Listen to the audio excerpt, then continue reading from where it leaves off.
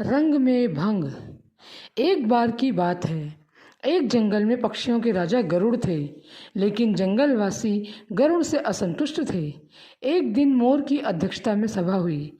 मोर ने भाषण दिया, साथियों, गरुड़ जी हमारे राजा हैं, पर मुझे यह कहते हुए बहुत दुख होता है कि उनके राज में हम पक्षियों की दशा बहुत खराब हो गई है। गरुड़ जी तो यहाँ से दूर विष्णु लोक में विष्णु जी की सेवा में लगे रहते हैं। हमारी ओर ध्यान देने का उन्हें समय ही नहीं मिलता। हमें अपनी समस्याएं लेकर जंगली चौपायों के राजा सिंह के पास जाना पड़ता है। हमारी गिनती न 3 में रह गई है और न 13 में। अब हमें क्या करना चाहिए, यही विचारने के लिए यह सभा बुलाई गई है।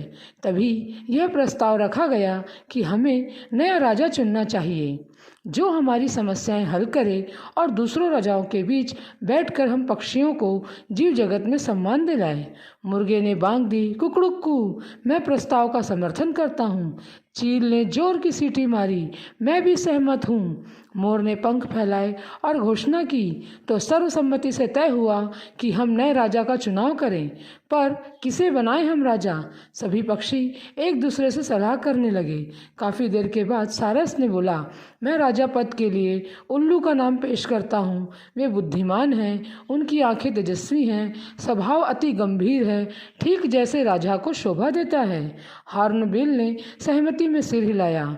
उसके बाद उल्लू हमारे राजा बन गए तो हमारी दरिद्रता दूर हो जाएगी।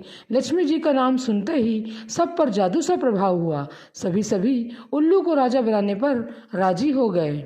मोर बोला, ठीक है, मैं उल्लू जी से प्रार्थना करता हूँ कि वे कुछ शब्द बोलें। उल्लू ने कहा, भाइयों, आपने राजा पद पर तो मुझे बिठाने का निर्णय लिया है, उससे मैं प्रसन्न हूँ। आपको विश्वास दिलाता हूँ कि मुझे आपकी सेवा करने का जो मौका मिला है, मैं उसका सदुपयोग करते हुए आपकी सारी समस्याएं हल करने की पूरी कोशिश करूँगा। पक्षियों ने एक स्वर में उल्लू महाराज की जय का नारा लगाया। कोयल गाने लगी। चील जाकर कहीं से मनमोहक डिज़ाइन वाला रेशम का शाल उठाकर ले आई। उसे एक डाल पर लटकाया गया और उल्लू उस पर विराजमान हुए। इस तरह से राजा की घोषणा हो गई। कबूतर जाकर कपड़ों की रंग बिरंगी लीरें उठाकर लाए और पेड़ की टहनी पर लटकाकर सजा दिए। मोर की टोली पेड़ के चारों ओर नाचने लगी। मुर्ग व शुतुरमुर्ग ने भी अपनी खुशी जाहिर की। दूसरे पक्षी लाल रंग के फूल लाकर कुंड में ढेरी लगाने लगे। कुंड के चारों ओर 8-10 तोते बैठकर मंत्र पढ़ने लगे। चिड़ियों ने सोने व चांदी के तारों से मुकुट बुन डाला। हंस मोती लाकर मुकुट में फिट करने लगे। 2 मुख्य तोते पुजारियों ने उल्लू से प्रार्थना की, हे पक्षी श्रेष्ठ, चलिए लक्ष्मी मंदिर चलकर लक्ष्मी जी का पूजन करें।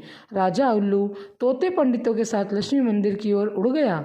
उनके जाने के कुछ ही देर के बाद वहाँ कौवा आया। चारों ओर जश्न का माहौल देखकर वह चौंक गया। उसने पूछा, भाई, किस उत्सव की तैयारी कर रहे हो? पक्षियों ने उसे उल्लू के राजा बनने की बात बताई।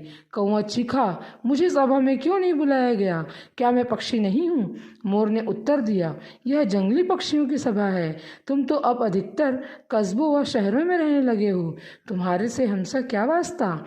कौवा उल्लू के राजा बनने की बात सुनकर जल भुन गया। वह सिर पटकने लगा और काँव काँव करने लगा। अरे, तुम्हारा दिमाग खराब हो गया है जो उल्लू को राजा बनाने लगे? वह चूहे खाकर जीता है, और यह मत भूलो कि उल्लू केवल रात को बाहर निकलता है। अपनी समस्याएं और फरियाद लेकर किसके पास जाओगे? दिन को तो वो नहीं मिलेगा। कौवे की बातों पर पक्षियों का असर होने लगा। वे आपस में कानाफूसी करने लगे कि शायद उल्लू को राजा बनाकर हमने कोई गलती कर दी। सारे पक्षी वहाँ से खिसकने लगे। जब उल्लू लक्ष्मी पूजन करके तोतों के साथ लौटा तो सारा राज्याभिषेक स्थल सूना पड़ा था। उल्लू ने पूछा, सब कहाँ गए? उल्लू की सेविका पेड़ पर से बोली, कौवा आकर सबको उल्टी पट्टी पढ़ा गया और सब कोई चले गए। अब कोई राज्याभिषेक नहीं होगा। उल्लू चोंच पीस कर रह गया। राजा बनने का सपना चूर चूर हो गया। तब से उल्लू कौवों का बैरी बन गया और देखते ही उस पर झपटता है। इस कहानी से हमें यह शिक्षा मिलती है कि कुछ लोगों को दूसरों के रंग में भंग डालने की आदत होती है और वे उम्र भर की दुश्मनी मोल ले बैठते हैं।